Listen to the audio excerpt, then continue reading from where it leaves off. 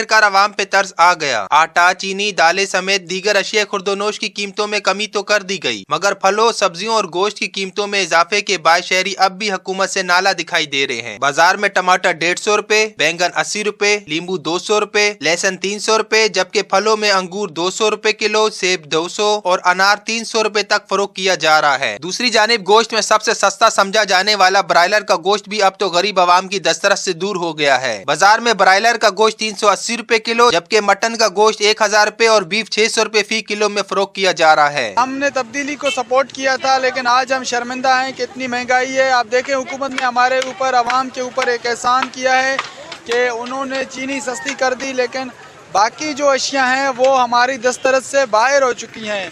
अभी आप देखें, गरीब का जो गोश्त जिसे समझा जाता था, मुर्गी का गोश्त 200 रुपए किलो वाला, आज वो 380 रुपए किलो मिल रहा है, और बकरे का गोश्त वो 1000 रुपए किलो हो चुका है। दूसरी जानिब सब्जी और गोश्त फरोशों का कहना है कि जब मिलेगा महंगा तो बिकेगा भी महंगा। पूरे पाकिस्तान में इस टाइम मुर्गी महंगी है ना, डीलर लोग यही कह रहे हैं कि पीछे से मुर्गी महंगी आ रही है, तो हमारा मुनाफा इसमें जो है ना 15 से 20 रुपए पर केजी है।